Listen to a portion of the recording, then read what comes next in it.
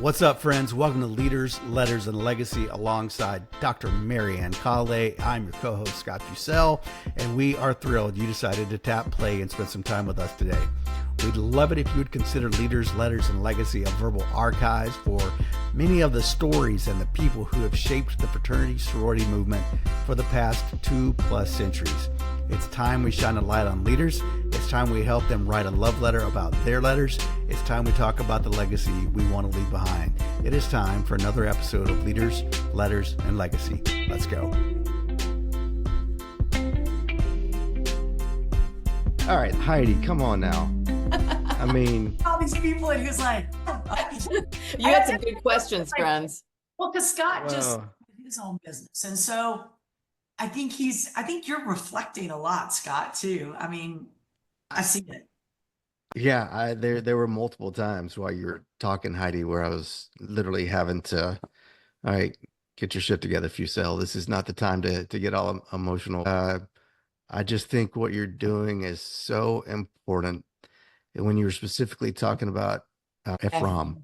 Yeah, Ephraim. Right out of college, I worked for Beta. I grew up in Tennessee, and I went back to Nashville, and I was teaching in inner city Nashville. That was my student.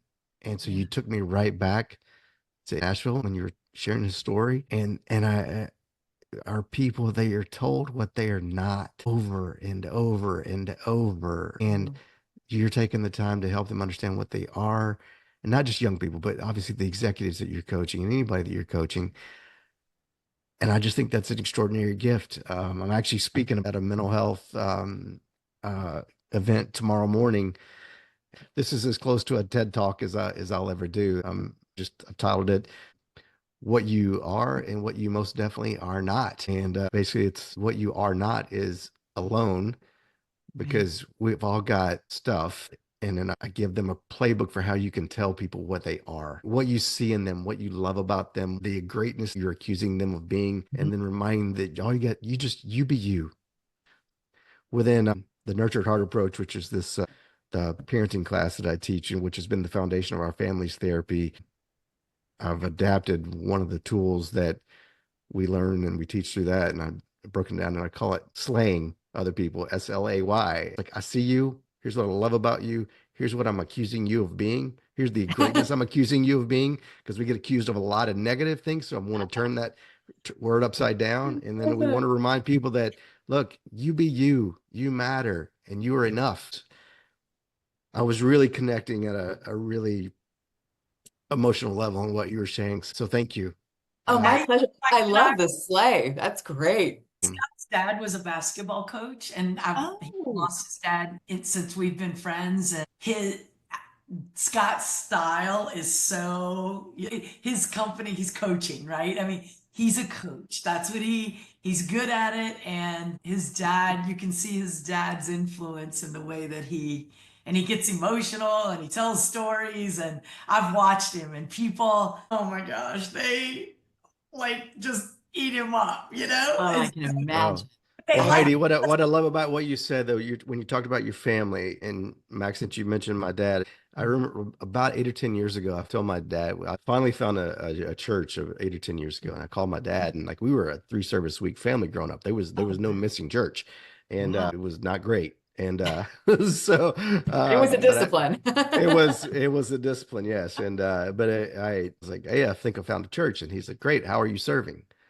There was no, that's fantastic, son. So glad to hear that. It was like, because the serving people, that's how you become the church. That's how you live the ritual. That's how you live your values. And so then if you can uncover your strengths, if you can understand how you are uniquely wired for greatness, and then you can go find the right places to serve and unleash them.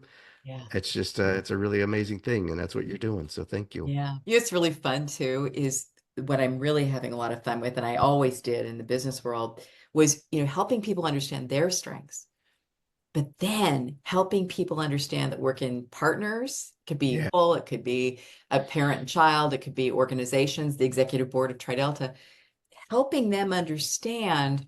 And this was a big difference for us in the Clinique boardroom, which can get highly competitive, was to really appreciate what every single person brings to the party. And when Hmm. you know that, it gets rid of political behavior, which I abhor.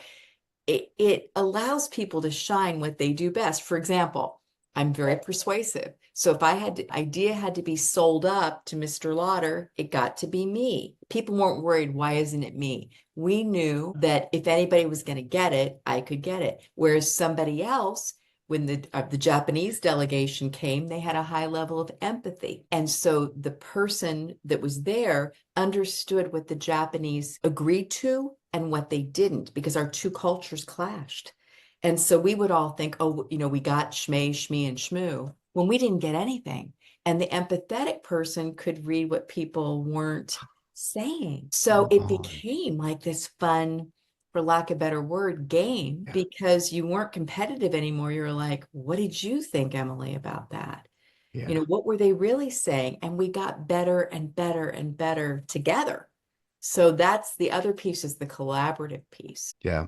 We've seen that in our marriage, actually. We've done the Clifton Strengths Assessment years ago, and I would have what I thought was, I'm an activator. And so I'm Yes. a Oh I'm boy. a ready, fire, aim kind of guy. And so let's get after it. My wife is very strategic and is a learner. And so I would have a great idea, something I wanted to run after, and then she would pepper me with 20 questions. And I'm like, why are you yucking my yum? What are we doing here? And once I understood that, oh, no, no, no, no, she's got a deep psychological need for this information. She's not trying to be negative Nelly. She just wants to understand so she can support it. So just, Changes so, everything. so the collaborative part that you're describing relationally or organizationally is just, It really is something. So it's brand new, and I know you're in a new business too. So, I'm just giving it my best. I'm thinking from the end, and just picturing what I want it to be and going toward that. But I really do believe if you're choosing stuff that you love, it's going to happen. And I've been lucky enough. And isn't it interesting that TriDelta was the first one that came to me and said,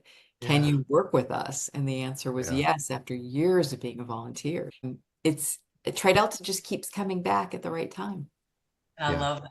Well, this summer, Marie and I had what this book calls a rupture. Some things had gone on, and since our brother's death 8 years ago, we've just, it's been a work in progress. And so my therapist had recommended a book called Secure Love, and it talks about Mm. attachment and attachment behaviors. And like Scott, one of the things, I'm an anxious attachment person. I want to talk through it. I want to problem solve. I want to work, I want to, Marie's an avoidant attachment. And the more I push, the worse it makes it for her. And so, same thing, learning not just how I respond to things, but learning to understand how and why someone else does, and then being able to practice being better at that. Well, I have a PhD. It doesn't mean I'm finished learning. It just means I accomplished a goal.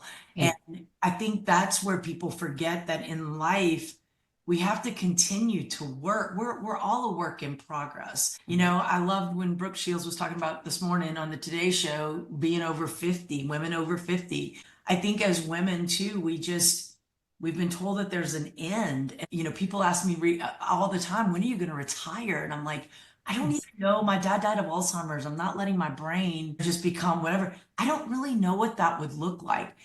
I feel like I live my life today in a way that I can enjoy it while I'm doing the things that I love to do. And I think we've got to change, especially in the United States, we've got to change the way that we see work and family and contribution and all the things. And so thank you for what you're doing, and we will be back around with you, I promise. I always knew Marianne was my one of my favorites, and Scott, I'm your new best friends.